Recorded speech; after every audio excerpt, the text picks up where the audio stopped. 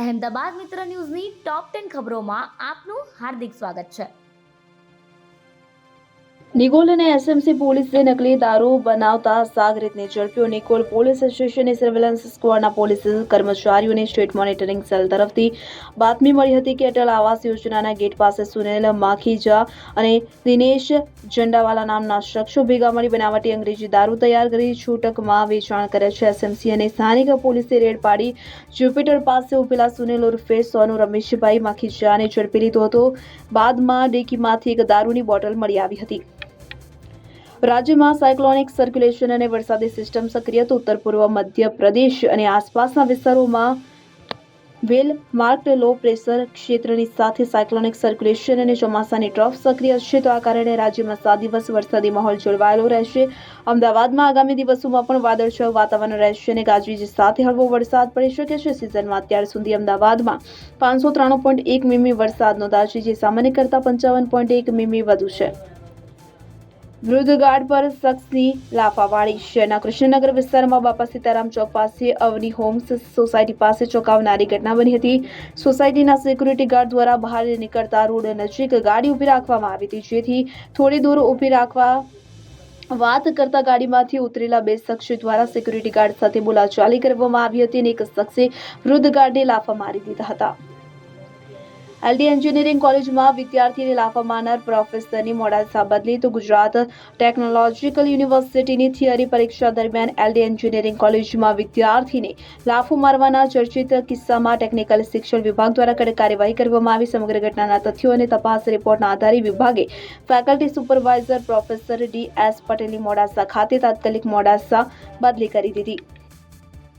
UPSC પ્રિલિમમાં qualify ઉમેદવારોની મેન્સની પરીક્ષા યોજાઈ. યુપીએસસી સિવિલ સર્વિસીસની પ્રિલિમિનરી પરીક્ષા 24 મે 2026ના રોજ યોજાઈ હતી, જેમાં ક્વોલિફાય થયેલા ઉમેદવારો આજથી મેન્સ પરીક્ષા આપી રહ્યા છે. અમદાવાદ સહિત દેશભરમાં 27 શહેરમાં પરીક્ષાનું આયોજન. આજથી શરૂ થયેલ મેન્સ પરીક્ષા આગામી 30 ઓગસ્ટ સુધી ચાલવાની છે. પરીક્ષામાં કોઈ ગેરરીતિ ન થાય તે માટે પોલીસ તંત્ર અને વહીવટી તંત્ર દ્વારા કડક સુરક્ષા વ્યવસ્થા કરવામાં આવી છે. રાજકોટ દુષ્કર્મ કેસમાં કોંગ્રેસ નેતા પ્રગતિ હાઈને હાઈકોર્ટનો ઝટકો. રાજકોટ જિલ્લામાં 6 વર્ષની માસૂમ બાળકી સાથે બનેલી સામૂહિક જાતીય સતામણીની ઘટનામાં પીડિતની ઓળખ સોશિયલ મીડિયા પર છતી કરવા બદલ કોંગ્રેસ નેતા પ્રગતિ હાઈડ સામે નોંધાયેલી એફઆઈઆર રદ કરવા ગુજરાત હાઈકોર્ટે સ્પષ્ટ ઇનકાર કરી દીધો છે. હાઈકોર્ટે નોંધ્યું હતું કે સોશિયલ મીડિયામાં બાળકીનો ચહેરો બ્લર કરવામાં આવ્યો હોવા છતાં બેકગ્રાઉન્ડના દ્રશ્યો અને પરિવારજનોની તસવીરોથી પીડિતાની ઓળખ જાહેર થતી હોવાથી પ્રથમ દર્શનીય કેસ બને છે કે જેથી આ મામલે સંપૂર્ણ ટ્રાયલ ચલાવવી જરૂરી. કુબેરનગરમાં પ્રેમીના ત્રાસથી મહિલા બુટલેગરનો આપઘાત. અમદાવાદના કુબેરનગરમાં રહેતી અને ગેરકાયદે દેશી દારૂનો વ્યવસાય કરતી 28 વર્ષીય શ્રદ્ધા રાઠોડે ત્યાં કામ કરતા પ્રેમી સની ઉર્ફે અક્ષય કિશવનના ત્રાસથી કંટાળીને આપઘાત કરી લીધો છે. યુવકના શારીરિક માનસિક ત્રાસ અને ધમકીઓથી કંટાળીને મહિલાએ આ પગલું ભર્યું હોવાનું સામે આવતા સરદારનગર પોલીસે યુવક વિરુદ્ધ ગુનો નોંધી શોધખોળ શરૂ કરી છે. નવરંગપુરાના જ્વેલર્સનો કર્મચારી 3 કિલો અને 850 ગ્રામ સોનું ચોરી ગયો. આ બાબતે કેનવી જ્વેલર્સના માલિક ચિરાગ વાલાણી અમદાવાદ ક્રાઇમ બ્રાન્ચની આર્થિક ગુના નિવારણ શાખામાં ફરિયાદ નોંધાવતા તપાસ શરૂ કરી છે. કેયુર શૈલેષભાઈ શાહ, શૈલેષભાઈ હરગોવિંદ અને સની શૈલેષભાઈ શાહ સામે ફરિયાદ નોંધાઈ છે. મણિનગરમાંથી 198 ગ્રામ એમડી ડ્રગ્સ સાથે એક ઝડપાયો.